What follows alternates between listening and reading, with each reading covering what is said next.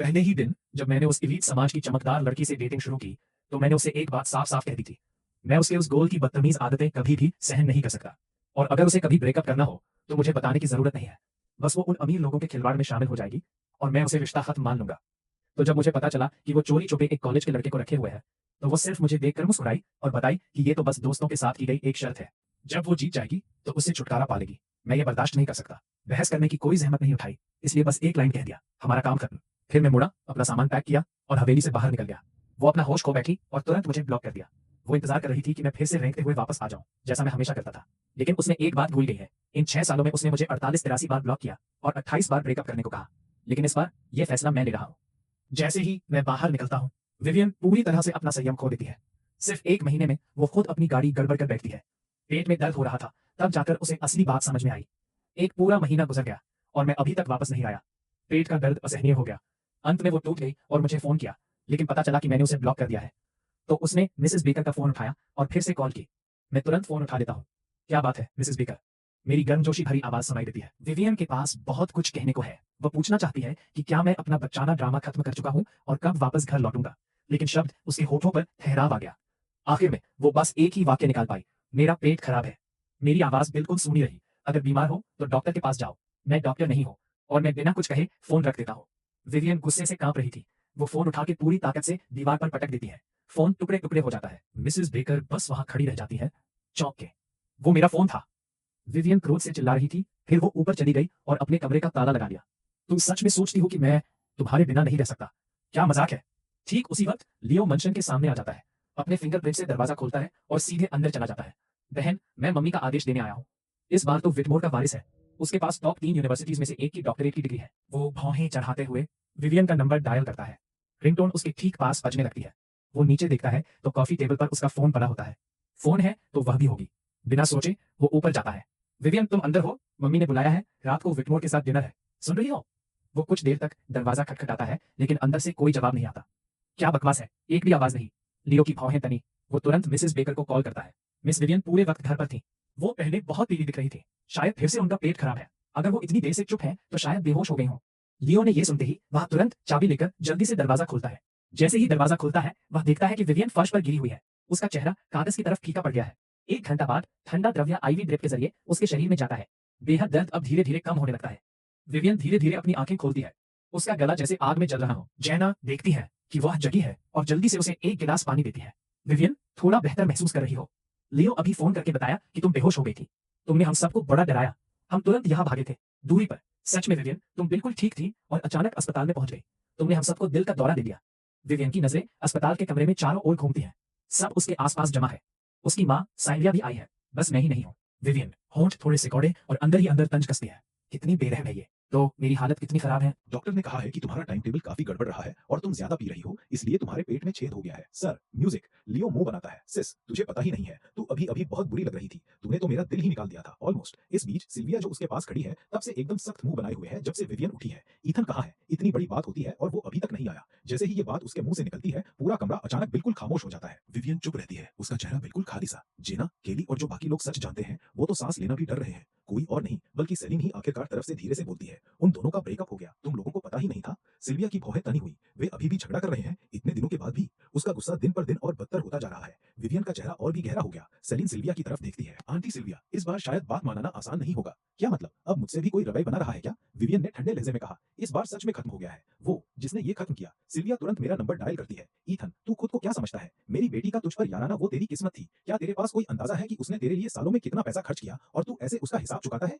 तू कितना बदतमीज और कृतघ्न है। सड़क का कोई आवारा कुत्ता भी तेरी तुलना में कृतज्ञता जानता है। मेरी बेटी अभी अस्पताल में पड़ी हुई है, तू कब यहाँ आकर उसकी देखभाल करेगा? मैंने उसे बस एक लाइन कही थी, माफ करना, लेकिन जो कुछ भी तुम्हारी बेटी के साथ होगा उसका मुझसे अब कोई लेना देना नहीं है। फिर मैं फोन काट देता हूँ। सिल्विया हार नहीं मानती और फिर से कॉल करती है, लेकिन पता चलता है कि उसे ब्लॉक कर दिया गया है। आधे घंटे बाद लियो मेरे दरवाजे पर जोर से दस्तक देता है और बिना कुछ बोले मेरा हाथ पकड़कर मुझे खींचता है। मेरे साथ अस्पताल चलो, मेरी बहन अस्पताल में है, उसे तुम्हारी जरूरत है। मैं जगह से हिलता नहीं हूँ, हम टूट चुके हैं। जो कुछ भी उसके साथ होगा उसका मुझसे कोई मतलब नहीं है। मेरी बहन का पेट फट गया है। लियो विश्वास नहीं कर पाता और मुझसे घूरता है, और तुम अभी भी बवाल कर रहे हो? तुम्हारे पास दिल है भी या नहीं? क्या मेरी बहन ने तुम्हारे साथ इन 6 सालों में बुरा सलूक किया है? उसने तुम्हें एक आलीशान महल में रहने दिया, डिजाइनर कपड़े पहने दिए, एक ब्लैक कार्ड दिया जिसे तुम जब मन चाहता था इस्तेमाल कर लेते थे। लियो जितना ज्यादा बात करता है उतना ज्यादा गुस्सा होता जाता है। उसके पास खुद का ब्लैक कार्ड भी नहीं है। सोचता हूँ मैं हमेशा तुम्हारा पक्ष क्यों लेता था, और अब तुमसे तकलीफ नहीं कि एक बार अस्पताल जाकर उसे देखो। मैं अपना चेहरा सख्त रखता हूँ, मन नहीं है। अब तुम जा सकते हो, ठीक है? लियो गुस्से में हंसता है। याद है वो क्या कहा था? आज तुम हमेशा ऐसे ही घमंडी बने रहो, बाद में मत आना रो रो कर मेरी बहन से वापस लेने के लिए भी मांगने।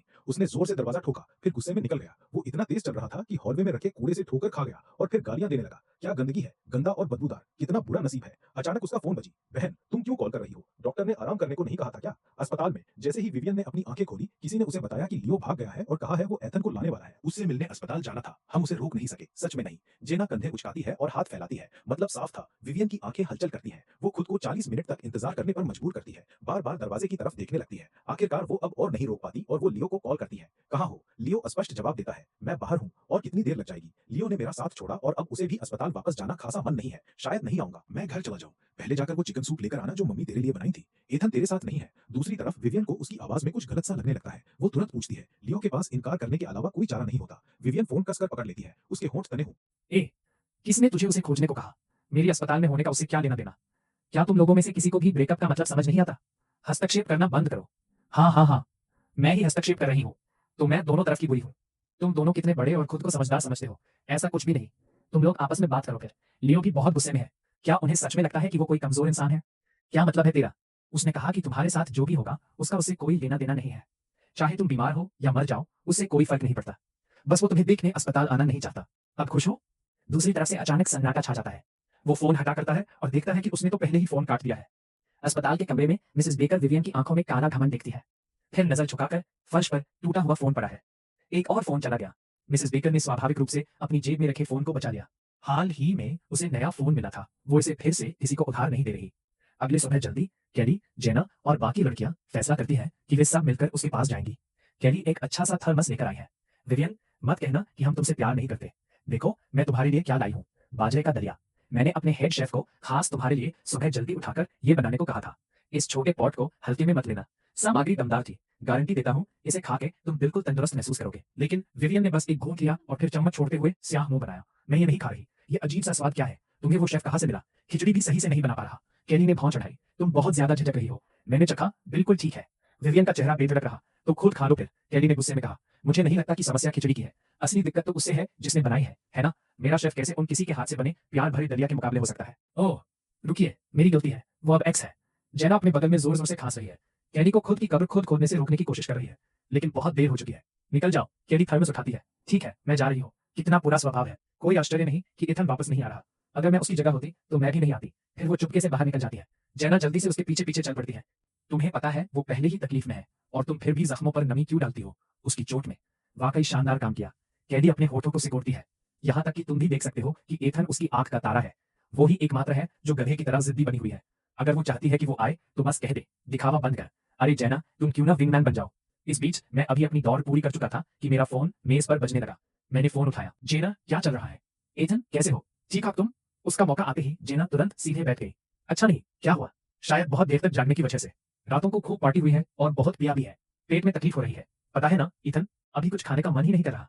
वो तुम्हारा वो पेट आराम देने वाली दालियां याद आ रही है। कितनी खानी है अभी? क्या बहुत ज्यादा मांग कर रहा हूँ? मैं घड़ी देखता हूँ। कोई बात नहीं, मैं अभी सामग्री लेने चला जाता हूँ। तुम्हें आधा बजे आ जाना लेने। आधे बजे? जेना भारी भरकम थर्मस ट्रे टेबल पर रखती है जो विवियन के सामने है। ये तुम्हें जरूर पसंद आएगा। विवियन शक के साथ ढक्कन उठाती है। एक चम्मच लेती है। उसका स्वाद चखते ही उसका चेहरा तुरंत नरम पड़ जाता है। चाहे वो जितना भी ड्रामा कर ले, दिल अभी भी उसे जाने नहीं देना चाहता। वो एक और बाइट लेती है। उसकी नजरें अनजाने में दरवाजे की तरफ खिसक जाती हैं। कहाँ है वो? जेना को तुरंत समझ नहीं आता। कौन? ये उसी का काम है ना? वो वापस आने को तैयार होकर आया है। उसे क्या लगता है ये जगह? जब मन आए आ जाओ, जब मन करे निकल जाओ। सोफे पर बैठी केली जेना के असहज चेहरे को देखते हुए मुस्कुराती है, मुस्कुराहट छुपाते हुए। तुम्हारी उम्मीदें बिल्कुल बेकार है। जेना ने झूठ बोला और उसने उसे कहा कि वह खुद ओट्स का दलिया खाना चाहती है। ईथन यहाँ आने वाला नहीं है, बिल्कुल नहीं। विवियन का चेहरा तुरंत ही सख्त हो जाता है। वह ठंडे स्वर में जेना की तरफ देखती है। क्या मैंने तुम्हें ऐसा करने को कहा था? तुम्हें खुद से ऐसा करने की इजाजत किसने दी? मैं बस इसलिए चिंता कर रही थी कि तुम भूखे मर जाओगी। तुम पिछले कुछ दिनों से कुछ खाए बिना हो। अगर ईथन का दलिया नहीं होता तो अभी भी तुम भूखी होती। विवियन का चेहरा कठोर रहता है और वो एक शब्द भी नहीं कहती। ओह ठीक है, मैं अभी अभी ईथन के घर से आया हूँ। जहाँ वो अब रहता है वो जगह छोटी और पुरानी है। वहां कोई लिफ्ट भी नहीं है। वो रोज 7 मंजिल चढ़ता है। हालत कुछ अच्छी नहीं लगती। जैसे ही वो बात करती है, चुपके से विवियन के चेहरे को देखती है। उसे सुनाई देता है कि विवियन कह रही है जो करना था कर लिया, लेकिन उसकी आंखों में एक झलक दर्द की दिखती है।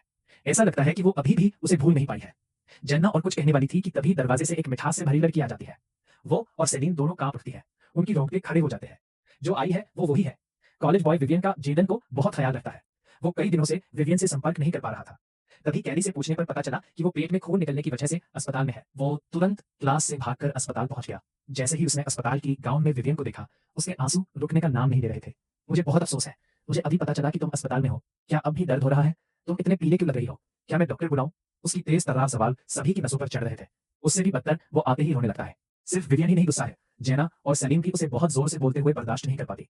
विवियन अपनी कपोलों पर हाथ फेरती है। अब ठीक हूं मैं, रोना बंद करो। अचानक उसके दिल में पुरानी यादें ताजा हो जाती है। वो दिन जब ईथन के साथ थी। अगर ईथन होता तो सब कुछ सही तरीके से संभाल लेता, यहाँ खड़े खड़े रोता नहीं रहता। जेडन बचपन से ही चेहरों को पढ़ना जानता है।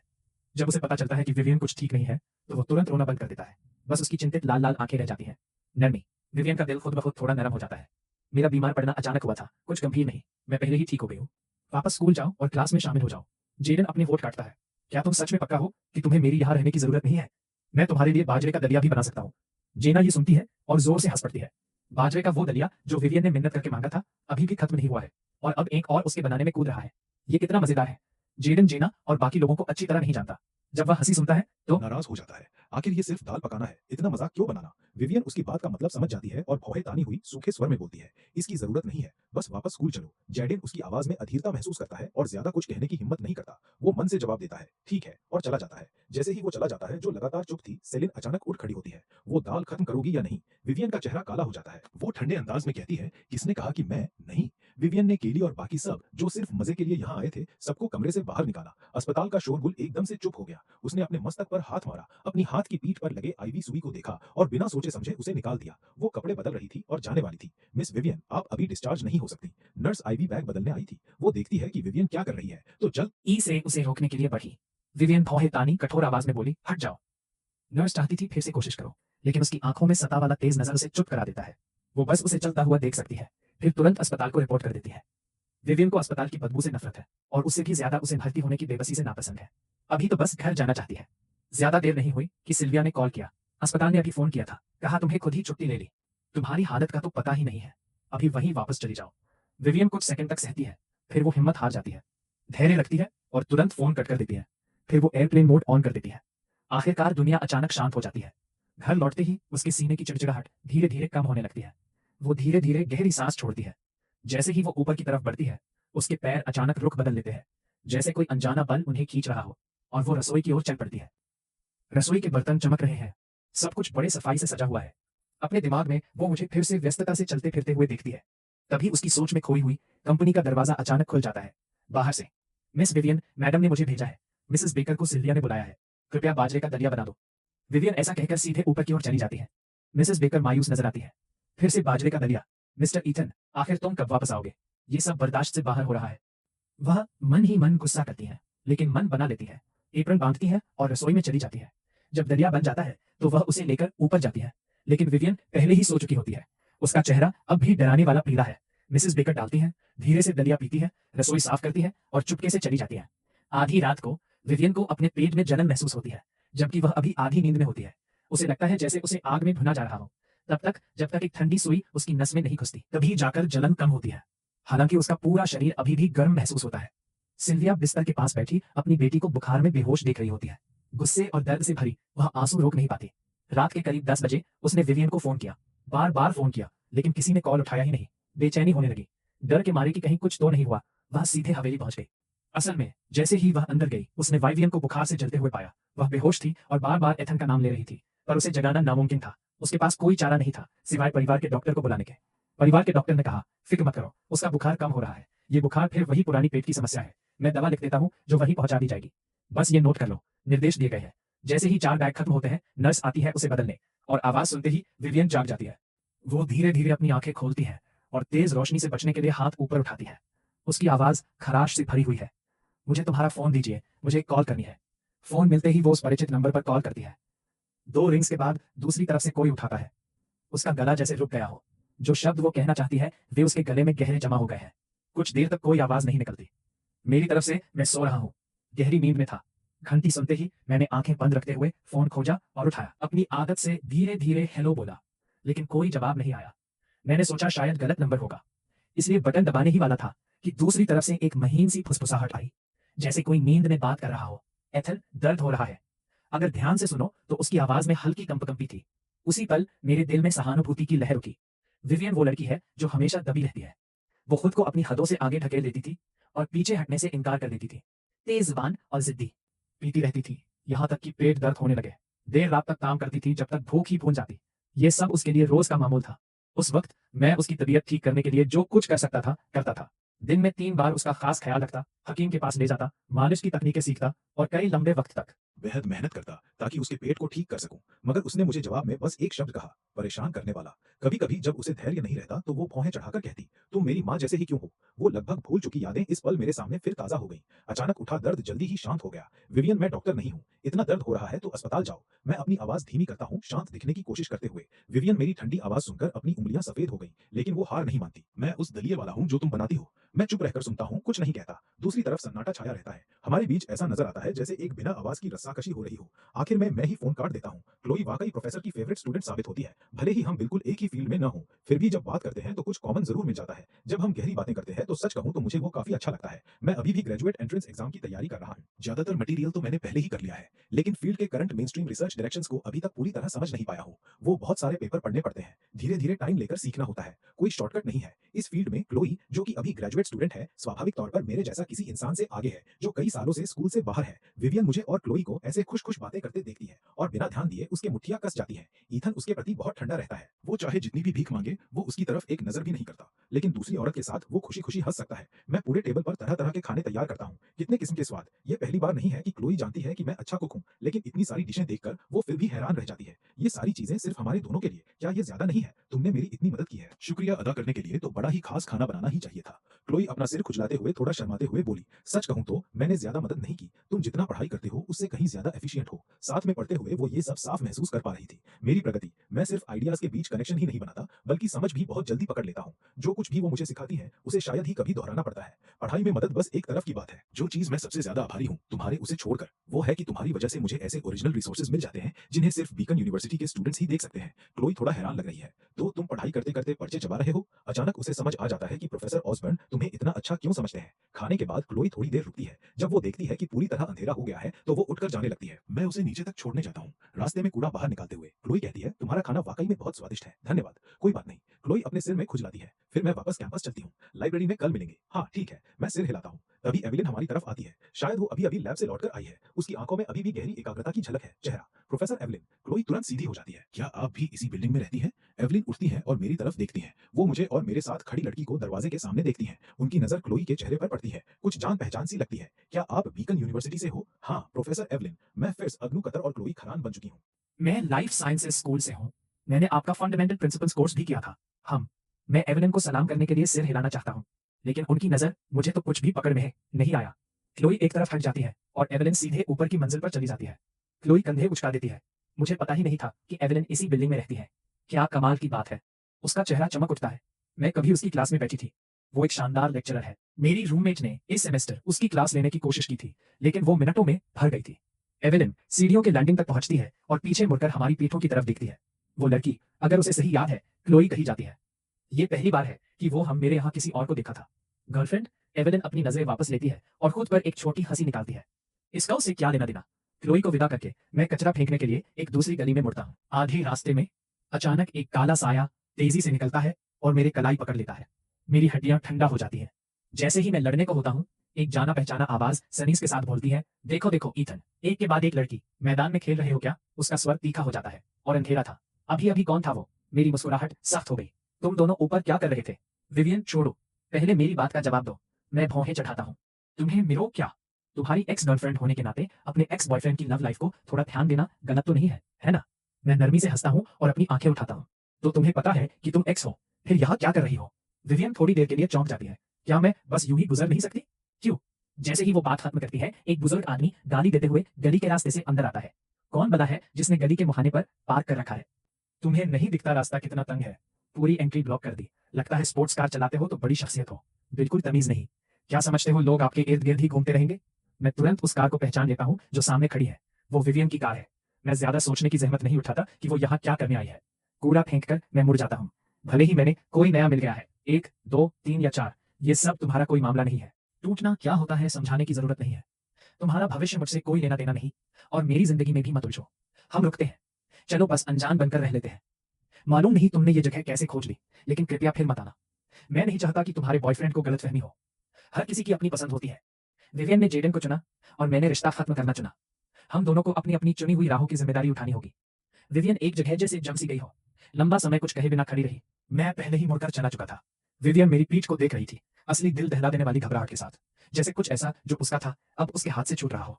वह पकड़ने की कोशिश करती है, लेकिन पाती है कि कुछ भी पकड़ नहीं पा रही है। क्या तुम सच में ऐसा कह रहे हो, ईथन? हाँ। मैं वापस मुड़कर देखता भी नहीं। मैंने भी ये बात पहले कही है, और कई बार हम झगड़े भी कर चुके हैं, लेकिन कभी भी मैंने विवियन को छोड़ दिया। वो पूरी तरह हिल गई। मैं इतना शांति से टूटने वाली बातें कहता हूँ, जैसे मैं सच में कभी वापस ही नहीं आऊंगा। विवियन हाथ बढ़ाती है, मुझे रोकना चाहती है, लेकिन एक शब्द भी नहीं निकल पाता। पहले ब्रेकअप कहने वाली वही थी, पहले मेरा हाथ छोड़ने वाली भी वही थी। मैं घर लौटता हूँ और चुपचाप सोफे पर बैठ जाता हूँ। विवियन का आना कोई हैरानी नहीं है।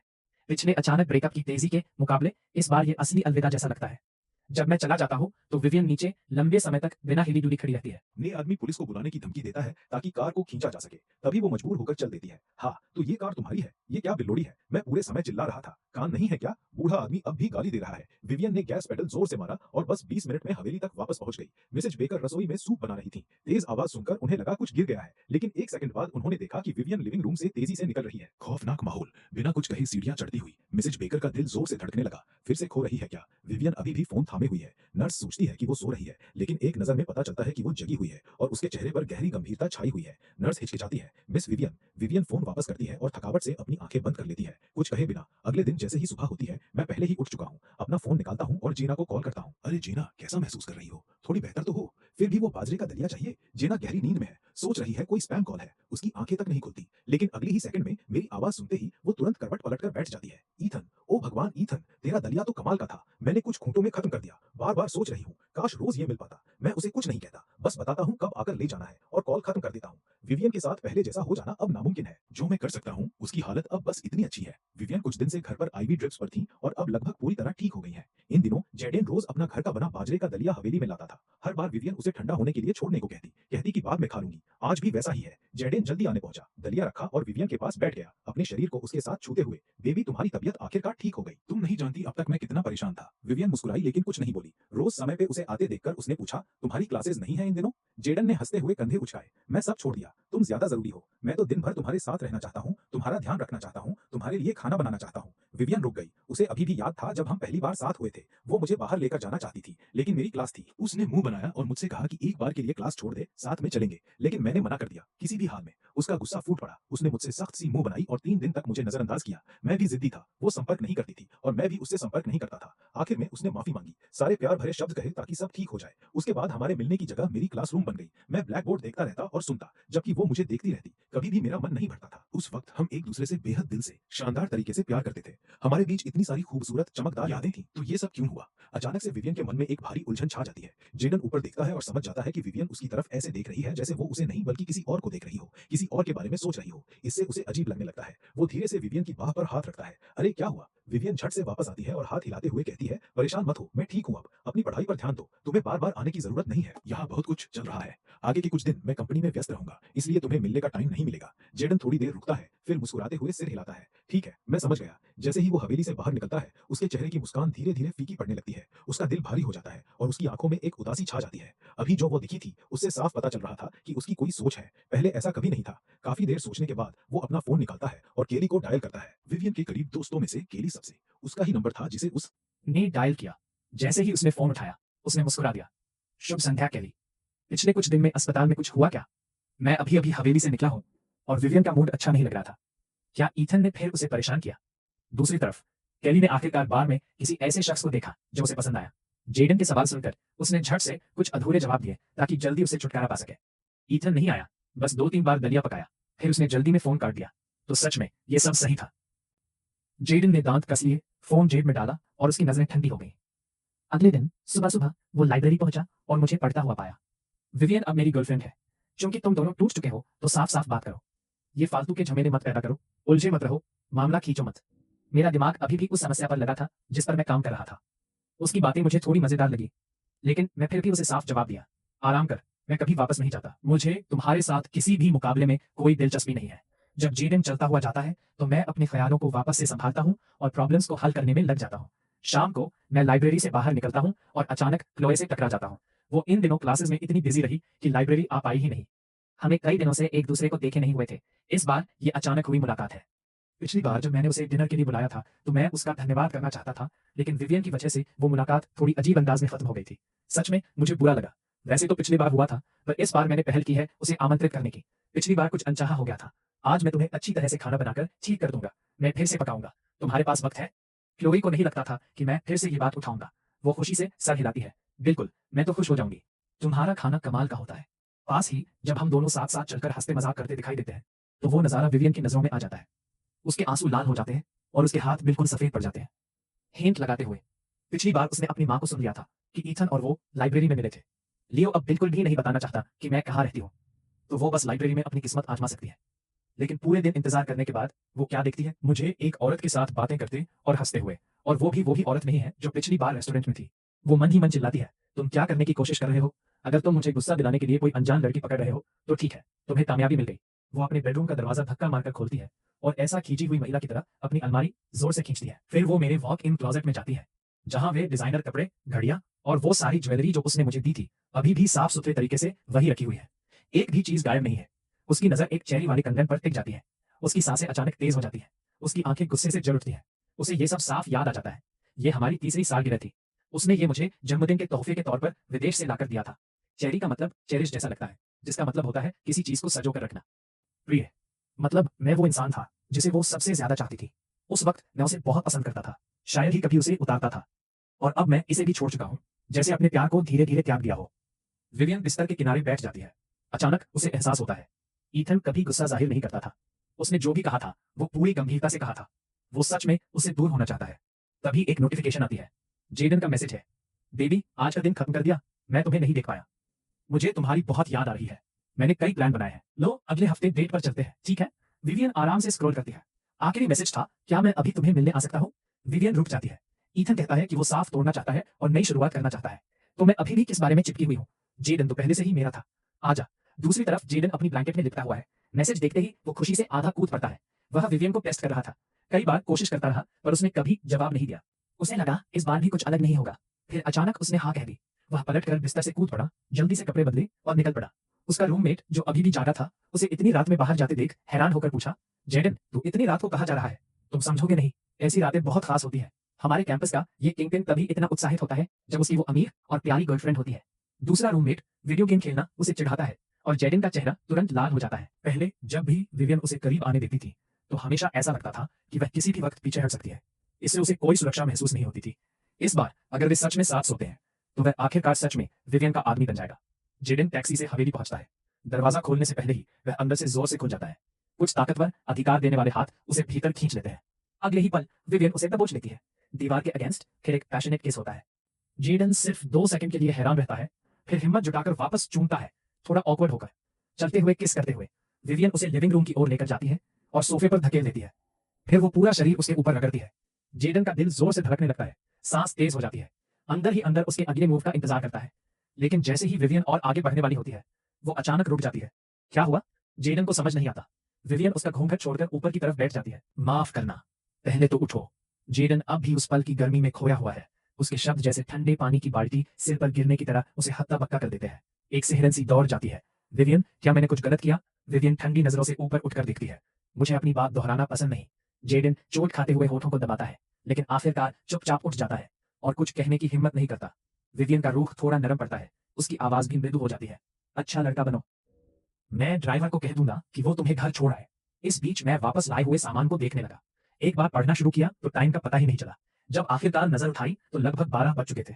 मैं सोने की सोच रहा था। जाते जाते जैसे ही मैं लेटा, दरवाजे पर जोरदार थपथपाहट शुरू हो गई।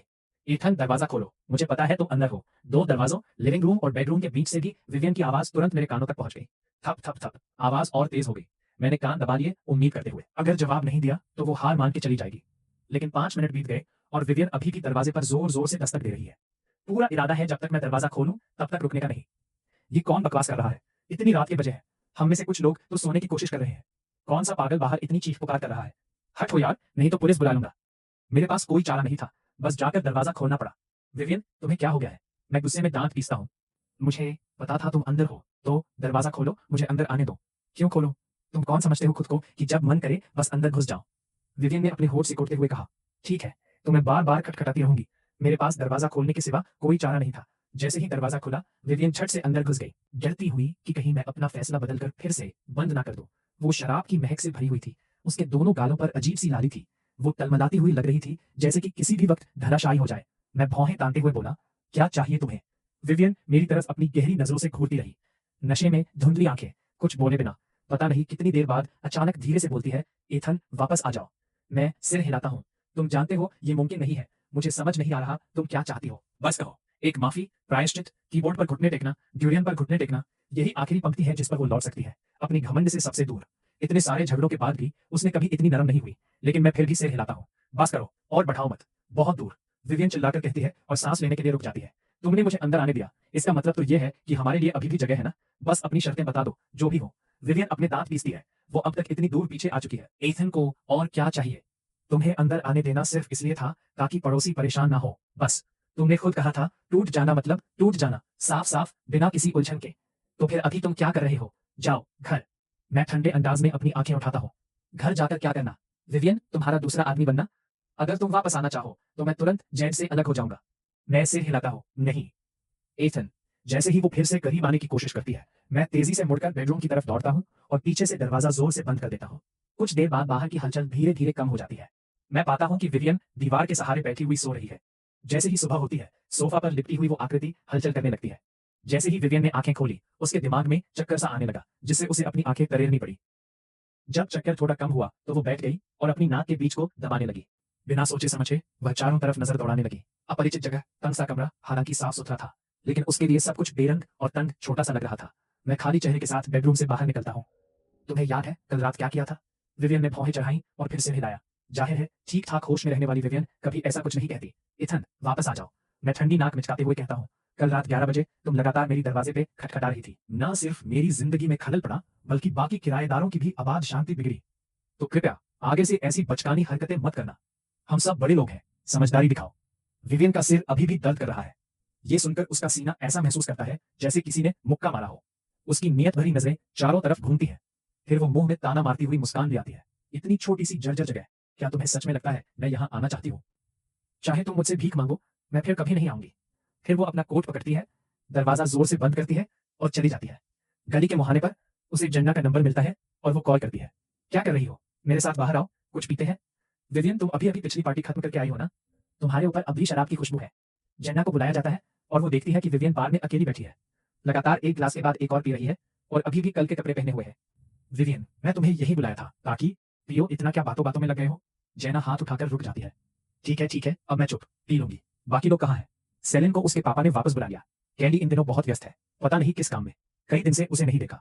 विवियन बस बीच बीच में पूछती है, पर ज्यादा कुछ सोचती नहीं। वो सामने वाला गिलास उठाकर एक ही बार में खाली कर देती है। जैना समझ जाती है कि वो मूड खराब है और बस उसके साथ रहती है। दोपहर से लेकर आधी रात तक वे दोनों पीते रहते हैं। जैना ने टैक्सी बुलाई और पूरी तरह से नशे में चमकती विवियन को मनसाहिब लौटाया। आखिरकार उसे संभाल कर तेन्ना देखती है कि विवियन गहरी नींद में है। नींद में इथन बड़बड़ा रही है। वो खुद को हिला नहीं पाती। साफ है कि वो अटका हुआ है, तो फिर खुद की कब्र खुद क्यों खोद रही है? अब वो फंसी हुई है और पीछे हट भी नहीं सकती। कल जब विवियन आई थी तब मेरे घर की हालत बहुत खराब हो गई थी। जब वो चली गई तो मैंने घर को ऊपर से नीचे तक साफ किया। रसोई खत्म करके जब मैं बैठी तब तक शाम के 8 बज चुके हैं। मैं सोने से पहले एक और प्रैक्टिस टेस्ट देने की सोच रहा था। जैसे ही मैं अलार्म सेट करता हूँ, अचानक मेरा फोन बजता है। मैं उठाता हूँ और देखता हूँ एक फ्रेंड रिक्वेस्ट आई है। वेरिफिकेशन नोट में सिर्फ एक ही शब्द था, सेलिन। मैं हैरानी से पलके झपकाता हूँ। सेलिन मुझे क्यों जोड़ रही है? वो विवियन की करीबी दोस्त है, लेकिन मैं और वो बिल्कुल करीब नहीं है। मैं थोड़ी देर हिचकिचाता हूँ, सोचते हुए कि शायद उसका कोई जरूरी काम हो। फिर भी मैं रिक्वेस्ट स्वीकार कर लेता हूँ। लेकिन आधा घंटा बीत चुका है और उससे कोई जवाब नहीं आया। ऐसा लग रहा है कि गलती से बस रिक्वेस्ट दबा दी मेरी। बार में सेलिन ने अपना फोन रख दिया और अपनी नजर उठाकर जेना को देखा, जो अभी अभी विवियन को छोड़कर वापस आई थी। उसको घर छोड़ दिया? जेना ने सिर हिला दिया। अच्छा किया, जल्दी निकल गई मैं। अगर आंटी सिल्विया से मिल जाती तो बड़ा झमेला हो जाता। ओह हाँ, मैंने तुम्हें कई बार फोन किया था और तुमने कहा था कि व्यस्त हो। फिर आज रात कैसे फ्री हो? सेलिन ने अपने ग्लास में ब्रांडी की तरफ देखा और हल्की सी मुस्कान दी। जो करना था कर लिया। एक बात दिमाग में आई, जेना वो जल्दी से अपना गिलास नीचे रखती है। क्या हुआ? ईथन ने ग्रेजुएट एग्जाम पूरा कर लिया क्या? 2 दिन पहले। 2 दिन पहले ही जेना ऑकवर्ड सी हंसी हंसती है। तुम्हें तो साफ याद है, सेलिन अपने होंठ के कोने उठाती है। मैंने कभी कुछ बोला है क्या? फाइनेंस वाले की तरह पूरी डिटेल पे ध्यान। वैसे भी पूरे नंबर मिलने चाहिए थे। वैसे करीब आधा साल हो गया और विवियन और ईथन अभी तक ठीक नहीं हुए। सच में यकीन करना मुश्किल है। तुम्हें हैरानी नहीं हुई? किस बात की हैरानी? सेलिन की आवाज अचानक से बेबस हो जाती है। होना ही था। सच कहूं तो वो दोनों आखिरकार फिर से साथ आ ही जाएंगे। जेना का सेलिन की बातों पे अपना नजरिया है। वैसे तुम और ईथन काफी क्लोज हो ना? जेना अपने आप सीने को ठोकती है। अरे हाँ, मैंने ईथन का वो पेट आराम करने वाला पोहा भी खाया है। सिर्फ क्लोज नहीं, हम तो बहुत ज्यादा क्लोज हैं। सेलिन की आंखें गहरी हो जाती हैं। अब जब उसका एग्जाम खत्म हो गया है तो कुछ दिखाना चाहिए। उसके साथ जश्न मनाओ। जश्न मनाना कैसे? जेना रुकती है। क्यों ना मैं उसे बाहर खाने ले जाऊं? शायद मैं तो उन दोनों को फिर से साथ ला देती हूँ। विवियन को अपनी तकलीफ पीते हुए सोचते ही जेना की आंखें चमक उठती हैं।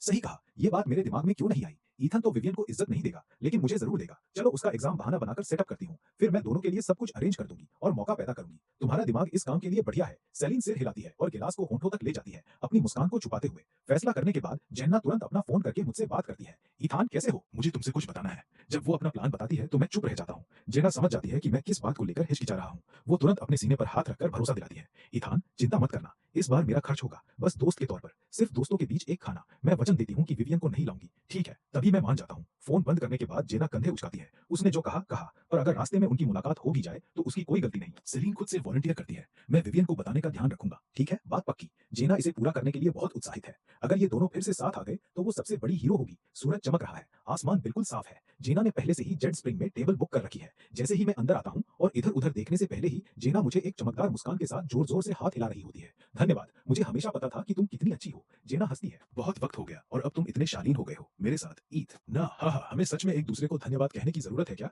उसने अपनी उंगलियां ताली की तरह बजाई और बर्तन एक के बाद एक वैसे ही सामने आ गए। जेना, क्या मजेदार बात है। हमारी ऊपर से एक आवाज आई। जेना ने ऊपर देखा और अगली ही पल उसकी मुस्कान सिकुड़ गई। उसने सेलिन के पीछे नजर डाली। विवियन कहाँ है? स्टेज के बीच में आने वाली उसकी थी तो अचानक ये बदलाव क्यों? जेना खुद को संभालती है और जोर जोर से मुस्कुराई। हाय, क्या मजाक है? क्या मैं आपके साथ बैठ सकती हूँ? एक बड़ा सवालिया निशान हवा में तैर रहा है। जेना का माथा है, लेकिन वो बस कह पाती है, बिल्कुल भी नहीं। सेलिन पहले ही बैठ चुकी है, जबकि जेना अभी बोलना खत्म भी नहीं कर पाई। उसकी नजरें हल्के से मुझ पर पड़ी। आज क्या मौका है? जेना जबरदस्ती मुस्कुराई। बस मिलने आए हैं इथन के जश्न के लिए। फिर वो सेलिन को घबराई हुई निगाहों से देखती है और अपनी आंखों से इशारा करती है। विवियन कहाँ है? तुम्हें उसे यहाँ लाना नहीं था। सेलिन सिर्फ मुस्कुराई, इशारे को नजरअंदाज करते हुए, बस अपनी भौं थोड़ा ऊपर उठाई। उसकी नजरें जो मेरे ऊपर ही आ गिरता है। क्या सेलिब्रेट कर रही हो? सवाल जाहिर तौर पर मुझसे पूछा गया है। सेलिन और मेरी इतनी अच्छी जान पहचान नहीं है, लेकिन और चुप रहना भी खराब लगेगा। मैं अभी अभी अपना एग्जाम खत्म किया। सेलिन थोड़ी देर सोचती है। टाइमिंग के हिसाब से तो ग्रेजुएट एंट्रेंस एग्जाम होगा। जेना चुप हो जाती है। क्या दिखावा कर रही है इसे? खैर, सच कहूं तो वो मजबूती से निभा रही है। मैं सिर हिलाता हूँ। किस स्कूल में दाखिला लेना चाहती हो? आशफोर्ड यूनिवर्सिटी, बायो इन्फॉर्मेटिक्स। सेलिन धीरे से कहती है। एक इंटरडिसिप्लिनरी, विज्ञान, जीव विज्ञान, गणित और सूचना विज्ञान पर आधारित होता है।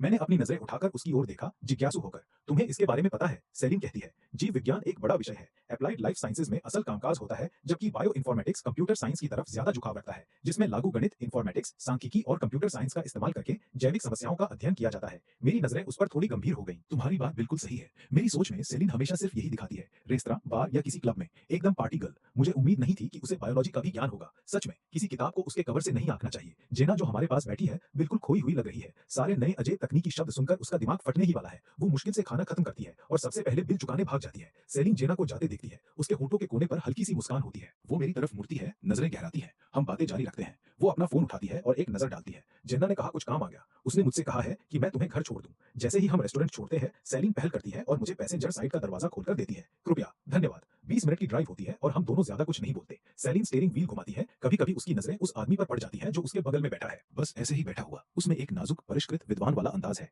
सीधा नाक, तेज जबड़ा, पतले होंठ जो हल्के से दबे हुए हैं, गहरी आंखें, खिड़की से बाहर देखते हुए गहरी सोच में डूबा हुआ। अनजाने में उसके चेहरे पर एक शांत और कूल अंदाज आ गया है। पहले वो अपने बालों को बड़ी मेहनत से सजाया करता था, जो उसे जचते भी नहीं थे। हाँ, वो अच्छा दिखता था, लेकिन फीका। अब उसके बाल बस सिंपल कट है, बिना किसी शिकवा शिकायत के, आराम से स्कार्फ के नीचे छुपा लिए हुए, बेखुदी से आकर्षक। सेलिन की आंखों में एक छोटी सी मुस्कान चमकती है, जो पलक झपकते ही गायब हो जाती है। वो स्टीयरिंग व्हील मजबूत पकड़ती है और सीधे आगे देखती है, जैसे सच में कुछ और ध्यान ही नहीं। जब हम आउटर हार्बर रोड से गुजरते हैं तो हजारों ड्रोन आसमान में मंडरा रहे होते हैं। हवा में बने आकार बड़े ही खूबसूरती से बदल रहे थे। ये एक ड्रोन शो था, थोड़ा सा 10 मिनट से ज्यादा का परफॉर्मेंस, जिसकी कीमत करोड़ों में थी। बहुत से लोग वहां देखने आए थे। जहां सेलिन और मैं गुजर रहे थे, वहीं से देखने का नजारा जबरदस्त था। तो उसने गर्म अनसीमत हार्बर जबर था। गाड़ी रोक दी। विंडशील्ड ये से वो ध्यान से 3D आकार बदलते हुए देख रही थी। मैं भी उसकी नजर की दिशा में ऊपर देखता हूँ और ड्रोन के चमकदार प्रदर्शन से दंग रह जाता हूँ। सेलिन पूछती है, क्या अनुमान लगा? कुल कितने हैं? क्या तुम अंदाजा भी लगा सकते हो? पक्का लगा सकते हो? मुझे नहीं पता। मैं 99 कहता हूँ। क्यों? वो थोड़ी देर रुकती है। क्या शादी के प्रस्ताव हमेशा हमेशा के लिए ही होते हैं? अगले ही पल मैं देखता हूँ ड्रोन की फौज रात के आसमान में मैरी मी शब्द बना रही है।